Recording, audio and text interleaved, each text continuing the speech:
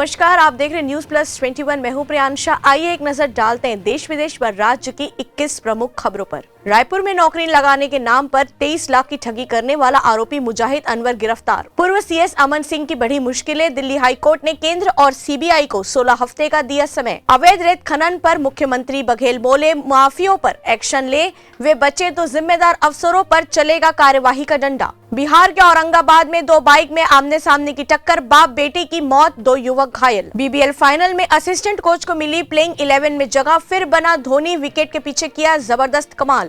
Gold demand में आया 79% का भारी उछाल, 2021 में बढ़कर 797.3 टन पर पहुंची। यूपी विधानसभा चुनाव में कांग्रेस प्रत्याशी अजय राय नजरबंद, गरमाया माहौल।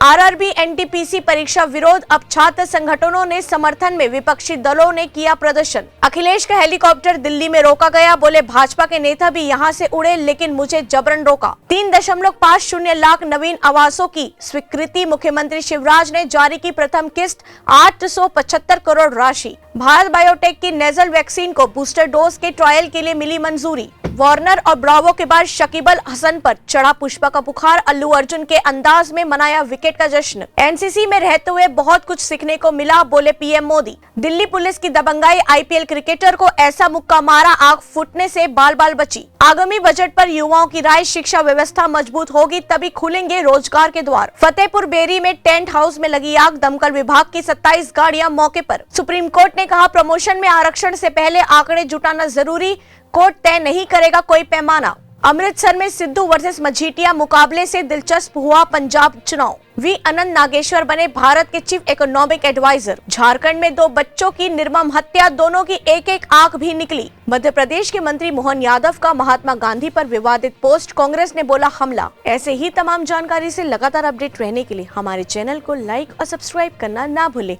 नोटिफिकेशन के लिए बेल आइकन जरूर दबाएं। देखते रहिए न्यूज प्लस 21, आपके हक की बात।